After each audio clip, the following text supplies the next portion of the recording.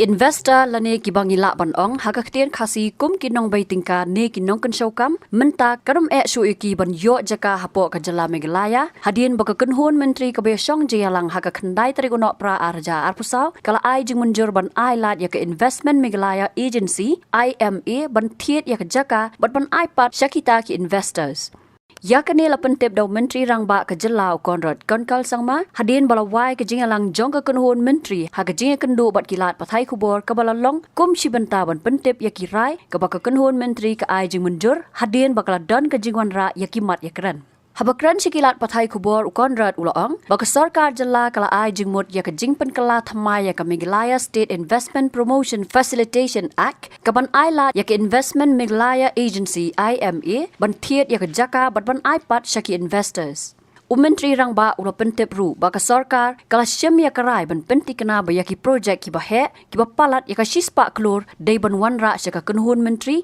ban yo ya ka jingmenjur Nalor kata ula pentip ru bakala dan ke jingpen kala haka baka investment Meghalaya agency kan deiru ke agency ke menjur ya barok ki project ki bala pentrai kenthop pan penbiang ya ke Jaka lada don kam ya ke baula pensngau bahaswa kene ke IMA kam don ya ke kendon ban thiet ya ke Jaka ban penbiang Jaka ya ki nong bai tingka kumta kala don ke jingpen kala ban la ban penrung ya ki kendon ban ailat ya ke IMA ke ban long no kum ke agency ke ban la ban thiet Jaka ban penbiang ya ki nong bai tingka Amendment of the Meghalaya State Investment Promotion Facilitation Act.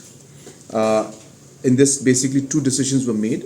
The first decision was that earlier the Invest Meghalaya Agency is an agency which is headed by the Chief Minister. And hence we had made some rules that would allow the Chief Minister headed committee of the IMA to approve projects and special subsidies beyond 100 crores worth of investment, a special subsidy to be given in terms of additional funds to be given, to be approved at the Chief Minister level, who heads the committee. But we are amending the rules to ensure that not just the committee approves it, which is headed by Chief Minister, but once it is approved, that amendment should come to the cabinet for approval. So it's a small thing, but it's an important thing because it's a large investment and the cabinet must approve it. So we have changed the rules to ensure that these large projects approvals are brought to cabinet for final approval. Second amendment which was made was that the Invest Meghalaya agency is also an agency that is clearing all the projects that are there, which includes providing land if necessary. And there are different agencies which provide land. So in some cases, tourism, MTDC provides. In some cases, industries or MIDC provides. In some cases, urban affairs provides. So the IMA did not have the provision to buy land and to provide land in case of investments. So we have just tweak the provisions to allow IMA to also buy land as per the necessity of the investments and the projects that are there. In case there are other departments or other agencies which do not fall into that particular category and we need to provide land. So IMA also will now be an agency which will be able to buy land and be able to provide to the investors.